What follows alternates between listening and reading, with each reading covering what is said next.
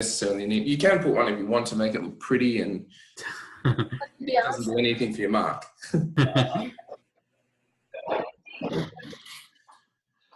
All right, we might make a start. I'm going to run through the assessment, a few of the other bits and pieces that we've got up on the view side that might be assisting most of you. My hope is that most of you at least had an attempt at it, or at least jotted down some thoughts where you're at with the assignment. What I'm actually going to do is I'm going to mute. Yeah, I think you have to click something. I can hear it now. Yeah, I'm just going to mute everyone so I can get through. If you have any questions that come about it, feel free to use the group chat function. I'll keep that up here, and then I'll try to attend to those as they come up. But I'll probably take the first 15 minutes or 10 minutes just to go through the assessment where it's at now, and then we will look to get some answer and see if you guys have any questions or queries or anything. So we'll make a start if that's okay.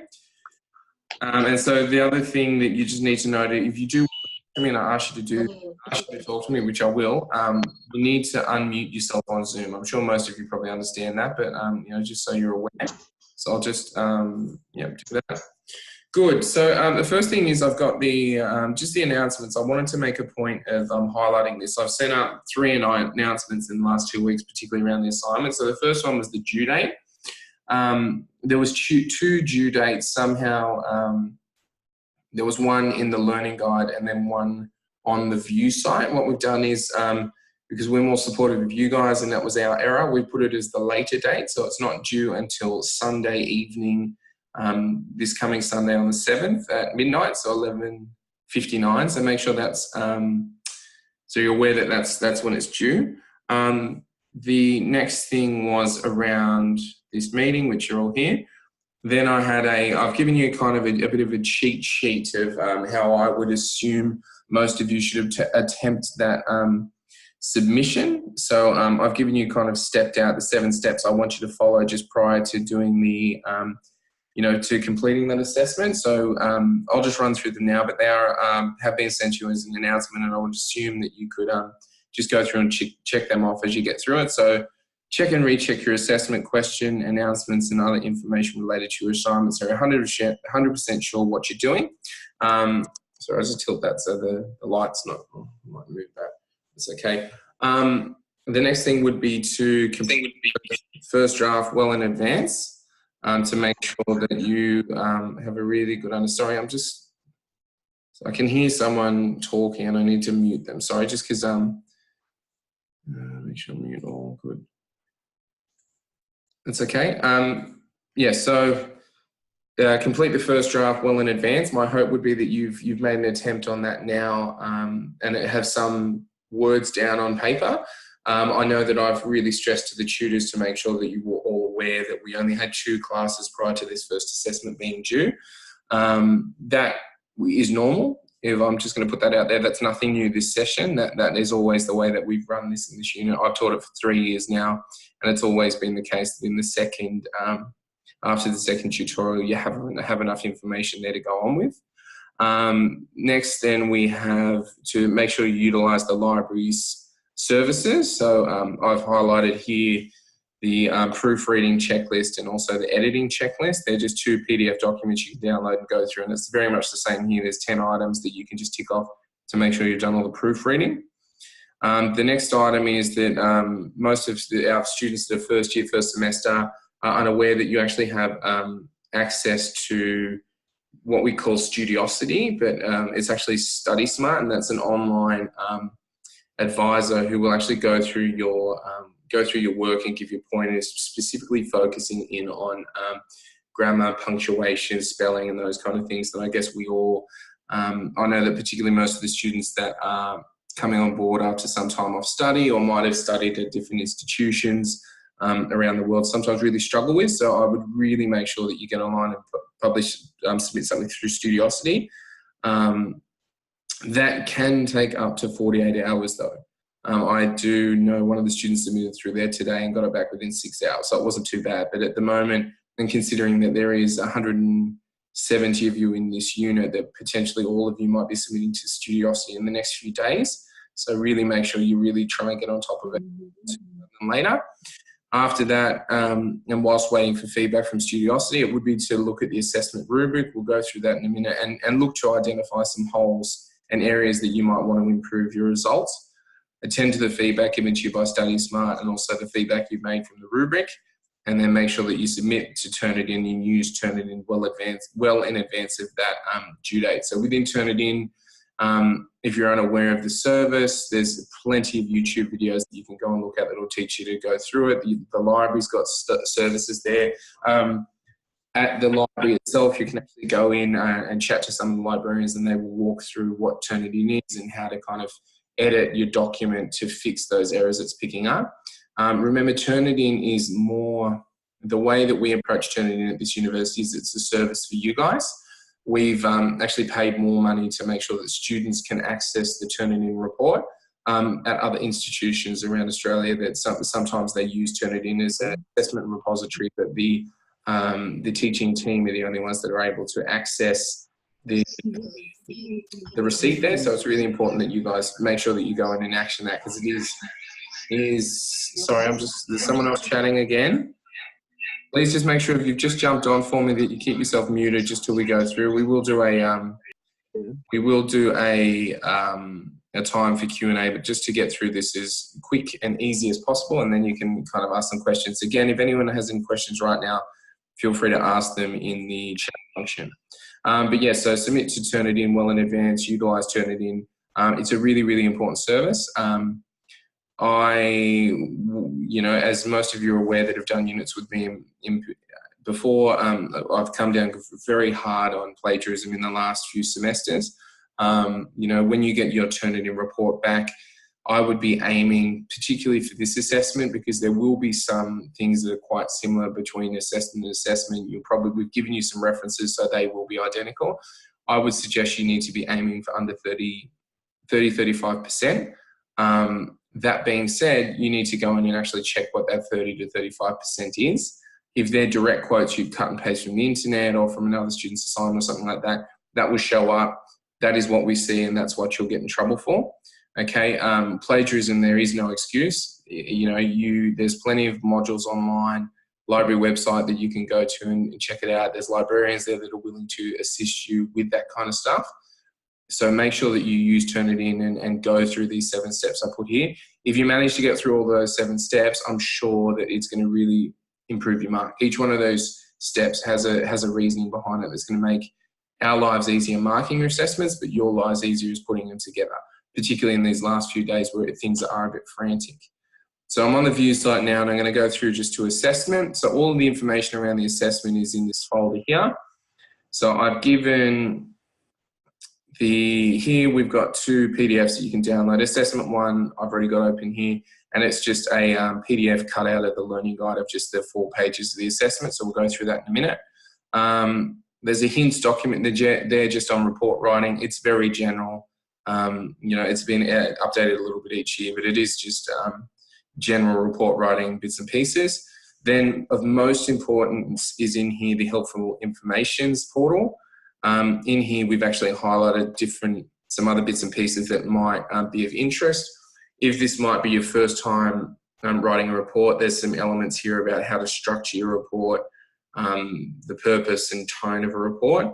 Remembering that we've also given you a really specific one on the page before. I'll just go back to it here that's specific for this assessment. That being said, that these are university services we're giving you access to. Study Smart's also here. There's a link to that. So if you click on that, which I will, it takes you into all this assessment stuff that can help you. And then in each one of these portals, there's things to do with your assessment. So here, particularly around assignment help, still loading, so it'll be a second, but you click on that photo there and it takes you into all sorts of other things that can assist you with your assessment and getting the right study skills. Where I'm at, the library I'm at the moment, the internet seems to be very slow, and possibly because I've got 20 of you that have logged into my computer in a way. Let me just get back to here. Maybe it's going to do it. It's not. All right. I'll just get that. I've got the hard copy here on my desktop, so I can just bring that up. All right, so just give me 1 second. Resume share, there you are. All right, so here we go here. So this is just the cut from the learning guide. Sorry, Stuart, I can't see anything. It's just No, a thank grey you. screen. All right, let me find it for you. There, here you go. All right, there, that better? Yep, thank you. That's all right. All right, so looking at it, we've got just the cut from the learning guide. For some of you that this isn't your first assessment, you'll notice that these learning guides are a bit different to last year's sessions. We've gone through a new management system that's made them a bit clunky. Normally, this would be probably around the other way. So feedback would be towards the end of the PDF there. But what we'll do is we'll just go down to the task itself. So the task is that there's the World Health Organization published a report in 2016 surrounding high-level commissioning on health, employment, and economic growth. One of the 10 recommendations to transform health workforce aligned with the Sustainable Development Goals related to international migration. The assessment, basically, in a nutshell, is we're looking at how much Australia relies on international migration for its health workforce. Okay, that's the nuts and bolts of the assignment. It involves researching data on the level of reliance on Australia on international migration for the health workforce, the reasons for these developments, and whether the current policies adequately address the negative effects of health worker migration. Okay. So that, in a nutshell, if you were just, and I know this for some of you, we sometimes lose sight of the bigger picture, and that really is makes us struggle when we're doing this assignment. If you can really focus in on the fact that we are just thinking about that international migration, how that has an impact on our health workforce, and you consider, particularly in rural areas and stuff like that, that's where it's going to have a huge impact, and it has a potentially a negative impact. Okay, so the assignment we've then broken down into 5 steps there. Presented in report format, which I'm sure you're all aware how to do, but I'll have a look at the hints document in a minute. But section 1, how reliant Australia is at present on international health worker immigration and meet workforce supply. Now, all of this next section is just pretty much showing you that we want a bit of an understanding, a demographic understanding of what the data says, how many health worker immigrants do we have, what particular sectors, what that looks like. And really, if you were to bring it down, it would be to just set the scene, really set the scene about what we're saying this is an issue, but you're setting the scene in this first section around what does data say, what does it suggest is the problem, and how big is the problem. This first section actually relates to, if I scroll down just a little bit more, these group of hyperlinks we've got in here, the document here, which is your annual labour force data sets, medical data here, workforce policies, planning, modelling, etc. And within them, you will find, okay, I've given you all of these bits and pieces, but within them you will find the rates and the rates of health worker immigration, the key areas that the government said is relevant for health workers to immigrate to Australia or migrate to Australia, and then the key areas that they're looking to place those health workers. So it might be nurses and doctors, and a real focus on possibly the rural areas. But I'm not giving you any hints. I'm just kind of saying that that's a possibility. But it's really important for you guys to go through and read all of those and find the information to make sense of it. So should your section there should include a presentation of data on the proportion of clinical health workforce by category. So medical practitioners, nurses and midwives, dentists, pharmacists and other allied health professionals who have initial qualifications from overseas countries. It should also report the current status of each category of the clinical workforce in terms of shortage, balance or oversupply. Now, within just 2 of those references down there, you will find all this data. You can collate that into a table or something, however you want to present it, but you need to, at some point, highlight whether or not, for example, dentists. Is there a shortage of dentists in Australia, balance of dentists in Australia, or an oversupply? And in that way, you really highlight the need. Is there a need for international migration? Is there a need for not? And then really start to create the case that there is such a heavy reliance, or not a heavy reliance. I can't give you the answer, but there is still a heavy reliance on the international health workforce migration in Australia as it currently sits.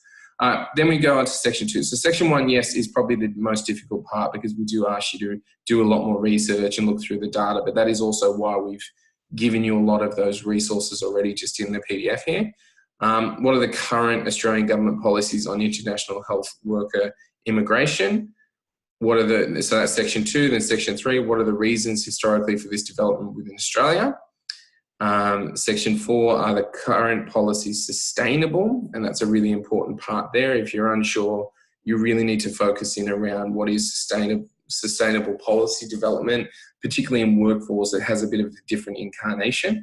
That, you know, we're looking for a sustainable workforce, not only for today, but for future generations. So to think about in that area, you might want to, I'm not saying you have to, but, you know, for example, a high distinction student there might elaborate a bit more around, say, the ageing population in Australia, and you know, is it sustainable to have all of these youth nurses coming in, for example, or child and adolescent health workers coming in, where really the proportion needs to be focused more on aged care, nursing, and doctors and stuff like that can service that population. But definitely really relevant either way. But again, it's about making a case there. What changes should the Australian government consider implementing to reduce the negative effects of health worker migration? And that's where you get to actually, so everything else there you want to be referencing, you want to be finding arguments and evidence to support you. Section 5 is very much where we want you to do that, but we also want to hear a bit of your critical thinking to actually say, well, here's all the evidence I've suggested in this report, and now it's where you can come in and suggest, you know, what could the government consider doing to make this change or create this change or reduce the negative side effects. Okay. Importantly there, it just kind of highlights what you're going to be assessed on. All right. So ability to introduce the topic, findings in a well summarized executive summary. If you don't know what an executive summary is, you need to have a look at some of those support documents that I've put together for you around how to structure a report. Identification, extraction, and analysis of health workforce data. So I do see, just give me a sec. I do see those that are coming in, and I'll have a look at them in a second. Use of charts or tables to support analysis of comparison of key data. Critical analysis and synthesis of relevant literature and data to support your selection of workforce categories, particularly those which are undersupplied. Ability to make recommendations to support improvements in workforce supply and setting targets. And then academic writing skills, use of report format, and APA referencing style. All right, the big thing now is there's the few links as they sit. And then what I do really want to make a big point of, and it was in the initial blurb that we've got here, but roughly a quarter of your marks for this assessment, because I know that a lot of students in their first semester, first year, if this master's program take this unit, we have a significant weighting that you should all be aware of towards, academic literacy. So here we've got 5 marks associated with just making sure you get the right report format up. And then we have 5 marks with making sure you proofread it, you're writing clearly, and you're using APA referencing. So straight away there's a quarter of your marks. So if you can get that right, and again, that's more the administration and the tedious bits and pieces of this assessment. If you can get that right, you can nearly assure yourself 8 to 10 marks quite easily.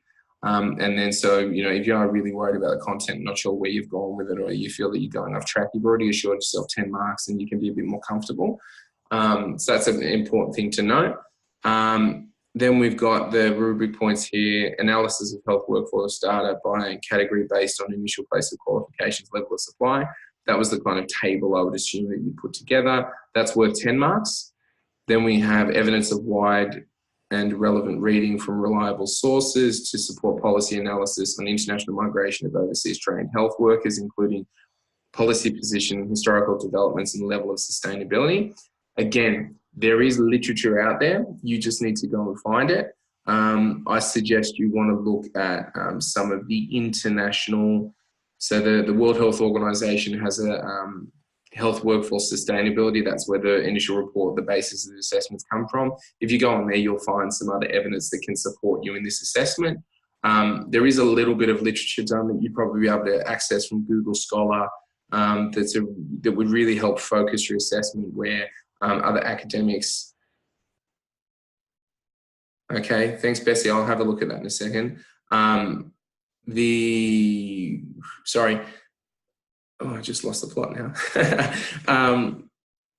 So yeah, you'll need to find some of those via Google. So some of those academic literature you'll have to find from, which is there. The Google Scholar has it there, where you've got some academics from different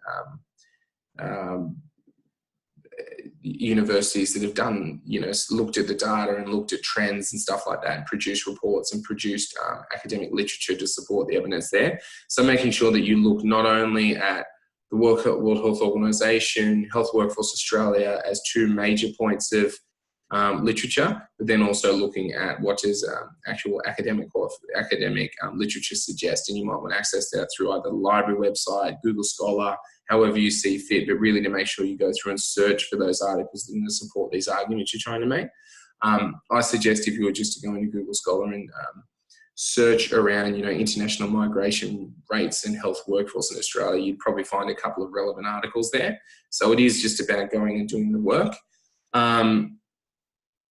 Good. And then the last one is development of strategies for Australian government to reduce the impact of negative effects of policies on international migration. So again, as I suggested there, I want you to make sure that you have, use some references in this section, but this is also where we want to see that critical analysis, the fact that you've done all this reading, done all this work, and now you can draw a conclusion to suggest this is what needs to be done to make change, highlight the fact that potentially if you've made a case to say that there's, for example, there's not enough, I think it was the argument I just made before, was that there's not enough workforce there for in the aged care sector, that maybe that's a change that the government can make, is to really focus on, should they not be recruiting more nurses and more geriatricians, for example? Should they not go to the top of the list for international migration? Because that's going to be the area of need for our health workforce. Also consider rural areas. That's another argument that you can put in there that would really support you by suggesting that we need, and very contemporary. I think I'm not sure many of you follow politics, but one of the more recent announcements by the Prime Minister was around just that. It was around, health workforce immigration into Australia and giving a few years extra on that initial visa if the health worker was to go into a rural area. So again, very contemporary, and I mean, that's going to really support you by giving you a reference for 2018, 2019. So that's going to be very, very contemporary and show that you've done your research up to date as well. You haven't just kind of typed it into Google and just whatever the first thing that comes out is what you use in your assignment. It shows that you may have actually done and gone a bit beyond that. Good. So that's all there as it currently sits. Now, okay, I saw Bessie's link. What I'll do is outside of this meeting, I will put a Word doc together, and I will just really make sure that each one of these work. If not, I'm sure that the Word document with the hints on it would actually be beneficial for you there. So I'll just, if I can, my internet's going to work for me now. My internet's working. Helpful information. Links there. So this is a Word doc with all the links in it, and I know that these are double checked because I went in and double checked them, and that was the same kind of idea, Bessie. I just wanted to double check that all these links work, because sometimes the hyperlink that goes across into our learning guide generator doesn't so much work. So if you come across to this, you'll find these are all those same links, but it's just displayed in a way that's a bit easier to access. So feel free to use that if you see fit. What else? I just wanted to show you before I then open it up for you guys to ask me some questions, was just this other hints document. And again, this will be for a lot of you I know that are struggling with the report writing concept if you've never done a report before. Hints 2019, if it's going to come up for me. There it is, sorry. Let me just make sure you can see what I'm sharing.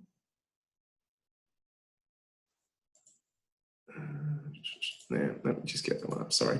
So here's this other hints document that was updated, and it's just around what should it look like. Here's some of the formatting you could use, some referencing support, around tables and graphs. And it just goes through, and it's just a quick, I think, 8 pages around some of the things that we have seen go wrong in the past when students have attempted a report and maybe it's their first time, particularly students that might, this is their first time doing an assessment in Australia, and that there's some of the idiosyncrasies are a little bit different. So that's why we have that there. So again, I suggest use it. I suggest just reading through it, and then you'll also get a bit of information once you have submitted it. And using Studiosity or Study Smart, will assist you. So that's very important. So just making sure you know where that is. All right. So let me just get back to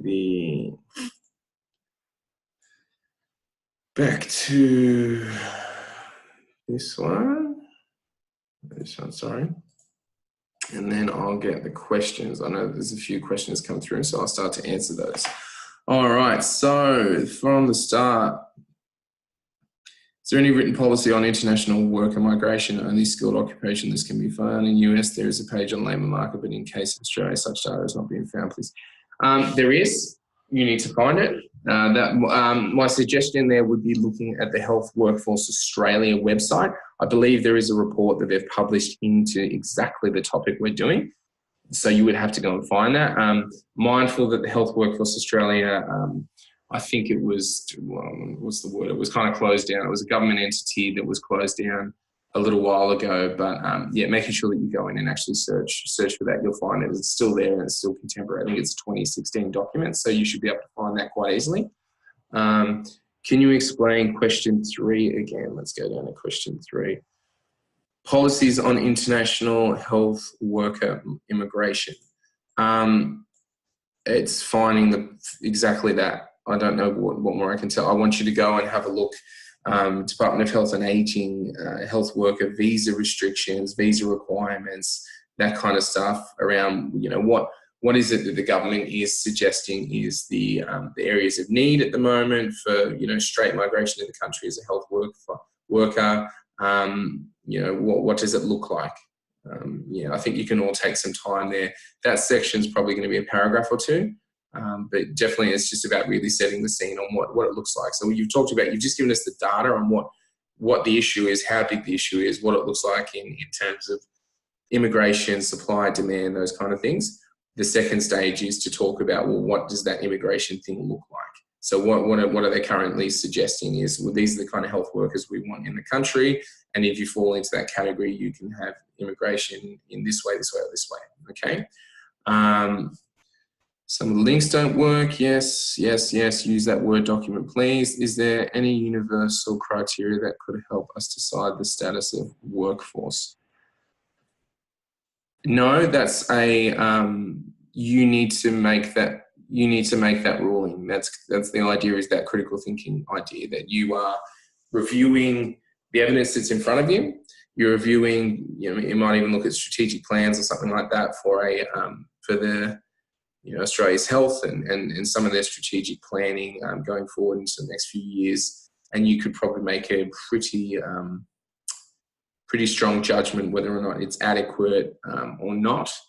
If we've got supply, we've got oversupply, we've got undersupply, you need to just go in there. I'm not sure I don't think that's the right lingo, but definitely go in and make sure that you, in terms of shortage, balance, or oversupply, that's the right terminology. So you need to go in there and just make it a real, and you will be able to find that once you start looking at those appropriate websites of the Health Workforce Australia, Institute of Health and Welfare, Department of Health and Aging, Australia's Health, those kind of documents. Once you've got your head around those and you've read a few of those, you'll start to get a bit of a picture with where are we in terms of our doctors? Where are we in terms of our nursing workforce? Where are we in terms of our pharmacist workforce? Where are we in terms of our dentist workforce? And you'll start to get a bit of a picture there where it's like, okay, we have undersupply in rural areas, oversupply in metro areas. Is that oversupply in general or undersupply in general? Maybe not. You need to kind of make a judgment there to suggest what it is. And then, if you really feel that that's an area that you're not confident in, possibly just, as you write that, you might put it in a table, but then you also might underneath it, discuss it a little bit further and kind of pad that out a little bit in a couple of sentences to really add to the body of why you've made that decision or why you've suggested there is undersupply or oversupply.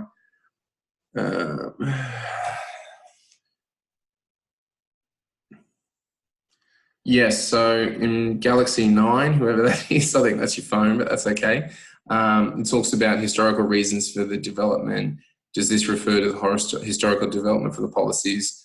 Australia's reliance on international help? Yes, that's historically yes. Why? All of those things, and we're like every labour market in the world. We talk about labour markets. If you think in the construction industry, we can take it out of health for a minute. Construction industries, they need builders, they need bricklayers, they need plumbers, they need electricians. And you will be, the supply and the demand will change as new projects come in and all these different things, and they find areas of need, and then they have, health workforce strategies in place to try and support that. They might put some apprenticeships on a certain area, and there's all different things that they do to try and support that health workforce and becoming sustainable. It's just around, so historically, you just probably want to explore that a little bit. And the HWA, there's a couple of videos on there that are very helpful in helping you get the understanding for this. There's also some other bits and pieces on that website that will be really helpful in supporting you understand this. So make sure you get on and have a look there. I think that's going to answer that question better than I can. So in terms of your report, no. Someone's just asked me on here whether or not they can do just one health workforce. I would suggest you want to do all of them. The fact is that we're really focusing on international health workers, plural, that those international health workers span not just doctors or nurses, but allied health physicians and things like that too. So making sure that you do that. Necessary, the report workforce data that we include.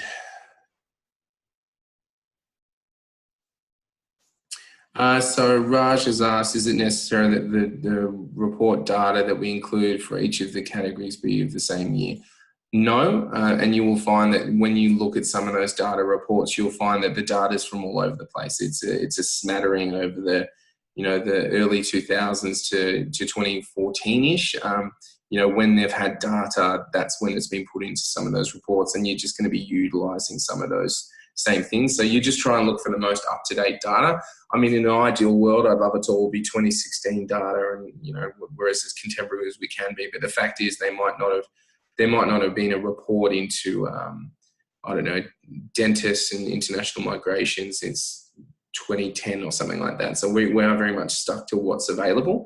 But again, it's going to be very clear to myself and the other markets if you haven't done your research, we're going to see that you're probably going to have all of your referencing for your demographic data coming just from one article or something like that, where that's not going to be helpful, or one report.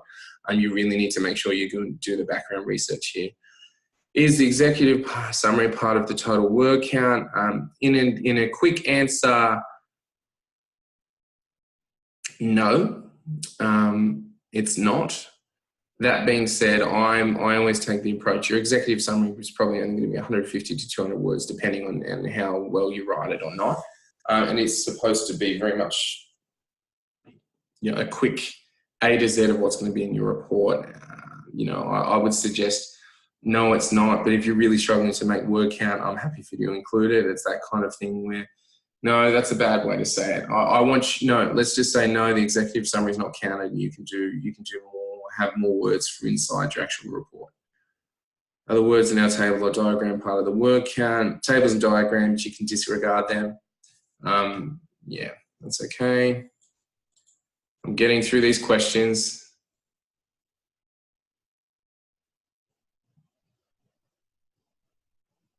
Yeah, so Galaxy S9, whoever that is, that's exactly right. So you don't use your executive summary in the word count. Don't use your tables and stuff like that in the word count.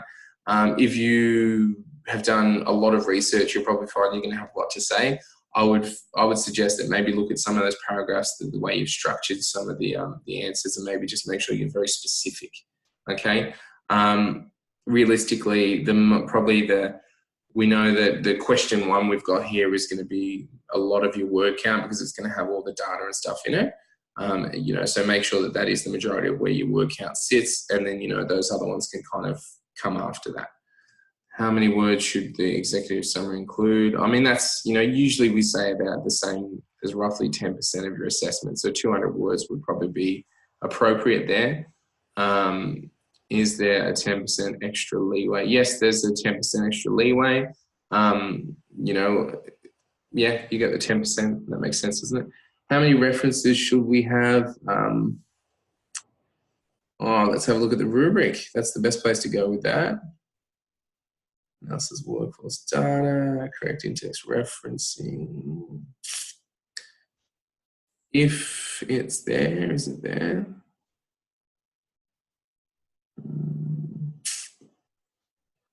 I would say you want to have a minimum of like 10 to 15. That's the minimum.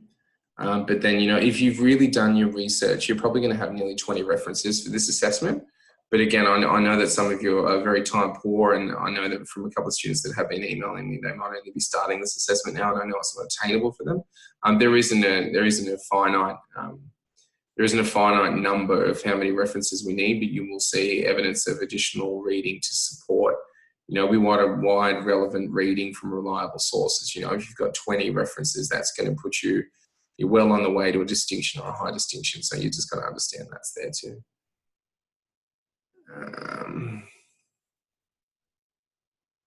Question 3,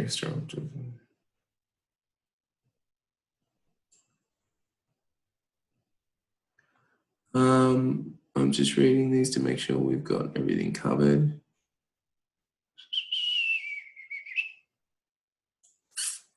All right, so Lillian, question 3, historical development. I believe all of that could be answered from the Health Workforce Australia website. The majority of the information is included in there and will give you a rough understanding. And I think I made the point there about workforce supply and demand and sustainability, the idea that, every couple of years that the few health areas of need change a little bit. And so then the kind of health workforce, and it makes a change to then the visa, immigration stuff. That's not the particular visa and immigration. That's not my bag. It's more so around what's Health Workforce Australia and what's the government suggesting. What are the health workforce within the country? So again, you've got to remember that sometimes we need to look big picture. That what are we doing here? The health workforce plan and utilising international health workforce is to make sure that we have enough health workforce, enough health workers for the need that we have at the moment and going forward for the next generation. So that's realistically what it's there for, and to really avoid oversupply. And then one scan a part of the policies.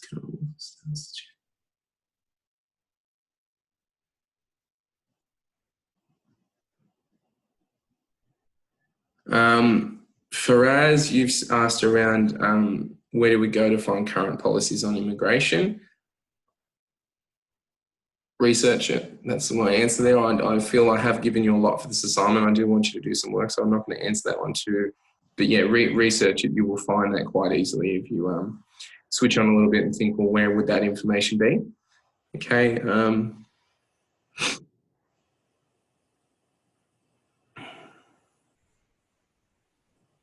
Apart from the policies, current workforce status is their geographic So SANS, just go back and have a look in the rubric. I think that's the best thing. You've given me a fair bit too much in that question. That will all be, we've already kind of covered that prior. So I'm not sure if maybe you dropped in late to this. All right, good. Now, if anyone wants to talk to me verbally, feel free to unmute me and unmute and have a chat. Hi, Stuart, it's Bessie. Yes. Just wanted to ask you a quick question. I've included my graphs and tables as part of the appendices, and I just noticed that the HITS document has them up in the beginning, sort of just right after the executive summary. Do I leave them as is, or do I change them to? That's my answer to that is I want you to consider your reader.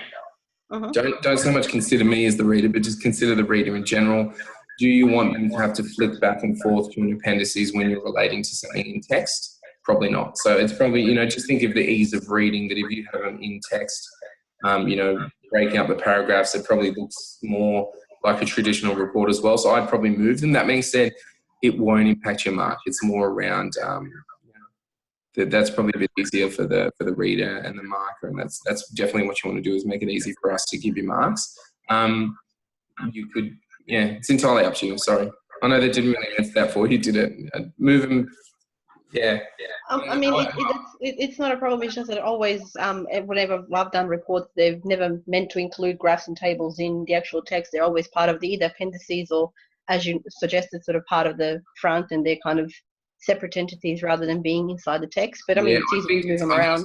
Yeah, more so for this is, if you just think about this assessment, if you're then creating it, you're putting all the data up front, and then you're arguing after it in points 3 and 4 or 2 and 3. It's easy to have the data there in front of the marker so they can see what you're talking about. If you just make in the, it's clear in the appendices 1.2.1 that this and this happened. I've got to then flick through to appendices 1.3.1 to double check it happened and then to come back. So just think about how that flow. I think that's probably the best word I'm going to use for you, is just think about the flow of your document. Sure. Awesome. Thank you. Wishy-washy. All right. Who else? Has anyone else got a question online?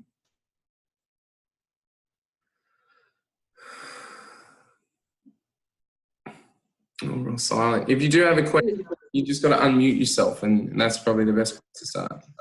All right, I've got a question that you haven't answered properly yet. Yes, Collins, how are you? I'm fine. How are you doing? I'm well. Okay, question 2 says, what are the reasons historically for this development in Australia? My challenge is that, is this referring to question 2 about the policies, or about the Australian reliance on international workforce? What historical development is that referring to? I'm not sure what you're asking. Sorry, so is it you want me to elaborate on question 2 again? Is that what you're asking for? Yeah, it's the question 2 referring to what was said in question 2. Okay, let me just read it out again. Question 3 says, what are the reasons historically for the development within Australia? Is this historical development referring to the reasons why Australia is independent on international workforce? I think I'm getting a bit of feedback from you. I'm going to go into the comments. You've already put a question there. Let me go into the comments. Okay, yeah, if you can just read that again. Yeah, no, that's okay. I can find it. Comments, more chat. You know what it is like.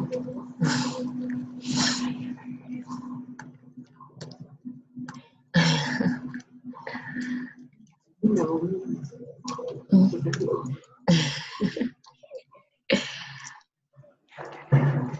Do you want to just type that out into the group chat for me, and I'll answer it from there? Sorry, you're getting a bit of feedback there, so I'm not exactly sure what you're saying. So just type it out, and I'll answer it there. You're up as well too. Did you have a question?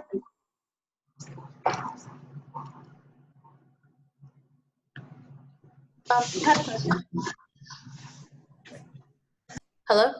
Yes. Stuart, hi. I had a question. I'm working with a friend of mine on this report, but if we have the same tables and data, would it be, and we have different interpretations and explanations to the data and stuff, so would it be like plagiarism, or would it be similarities? I mean, would I have any problems with that?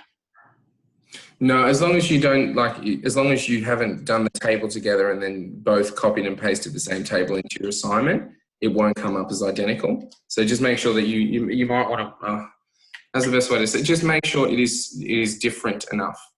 That's what I'm saying. And then your interpretations are going to be different anyway, but it's about making sure that with the way you illustrate the data and the way you display the data is different.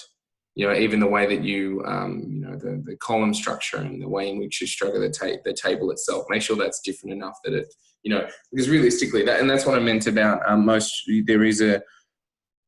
with this assessment from the start, there always is going to be a bit of a high similarity, because you guys are probably all going to end up having most of the same data sources, if that makes sense. There's only 3 or 4 of those that are out there. So most of you will probably utilize the same sources of data there. Yeah. Do But you're saying to like take the data and then put it in like our own table and like make our own table and then, you know, our own interpretations. Is that it? Yeah. I mean, Okay. text is going to be different anyway. My suggestion for that would be make sure that both of you submit to turn it in a while before the due date, so you can actually go in and have a look at your Turnitin report, particularly around that area where you might have supported each other, to make sure that it is different enough that Turnitin doesn't pick it up. Right. Thank you. That's okay. I should have said that from the start. Use Turnitin. It's your friend. Good. Collins, thank you. Question 3 says, what are the reasons historically for this development within Australia? Does this refer to the historical reasons for reliance on Australian health? I would suggest that question, you can take it both ways. So his question is historical reasons for the reliance of international health workforce, or the historical reasons for government policies on international health workforce. I think that's actually it's not the same thing, but I think it is the same thing. So historically, we have had an over-reliance on international health workforce because we don't have a domestic health workforce, if that makes sense. So I think, and you know, as soon as you start to draw the line there, you'll start to see historically it's got, I want to say, worse and worse over years, because we've gone from having only, you know, maybe doctors and a few nurses as our international health workforce, then looking at it and going, oh, we need dentists and we need some radiographers and we need some this, that and the other, because they're areas of need that we can't service with our own health, you know, domestic health workforce and education system we've got here. We can't service it. So that's why then we put strategies in place, and for us, because we're in that certain circumstance, we have to look overseas to get trained professionals. I hope that answered your question, Colin. So yes, it's pretty much both of those. Sorry. So I think you've probably got a good paragraph there that you could go into both of those elements, where you might go and argue the fact that some of the historical reasons for an over-reliance of the health workforce, the international health workforce, and then also link that to the government policies and why they've been put in place and how they've been modified over time and how they change every couple of years as well. Okay, thank you. Thank you. Thank you for persevering with me. I know I can be a pest online sometimes. It's all right. All right, good. Is there any other people with any questions?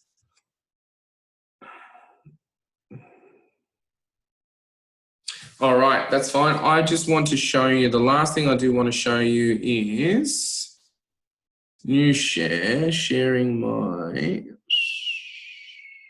here. Share. So you guys should see my views site. That's the most important thing there. I'm going to go back to my home page, and here, that blue button. Everyone see that blue button? I hope you can.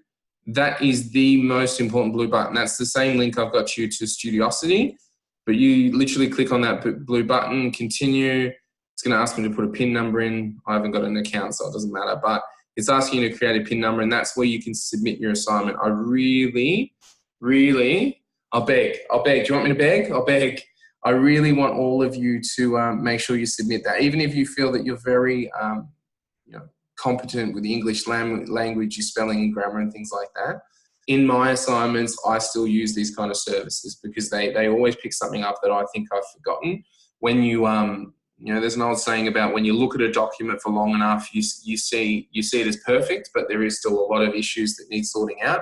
And so that's the benefit of having this Studiosity service. I'd also, for all of you, try and attempt that, having a look. I think once you go in, it will tell you how much access you have. So you might have a few hours or a few assignments you can submit, but consider where you want to utilize them over the semester. What assignment's your biggest word count or something like that, where using Studiosity is most important. I think particularly this assessment would be good because it's a good kind of first one, see how Studiosity works, see how Turnitin works and things like that. So I think that's really important to make sure that we do. Otherwise, just making sure that you do go through my 2 checklists that I've given you in the announcements. I'll just come back to them, sorry. There you are. Just those checklists. There's a couple of PDFs there, utilising the library and the Library Study Smart service. If you're really struggling, guys, please get to the library. The librarians are amazing. I can't say that enough. I use them myself for when I need support in my writing and stuff like that, and they're always willing to give you a hand and just have a chat. So please utilise them. There's a brilliant team at the Parramatta South campus as well as the Parramatta City campus if you guys are out that way, as well as all the other Western Sydney campuses. So feel free to get in there and utilise that.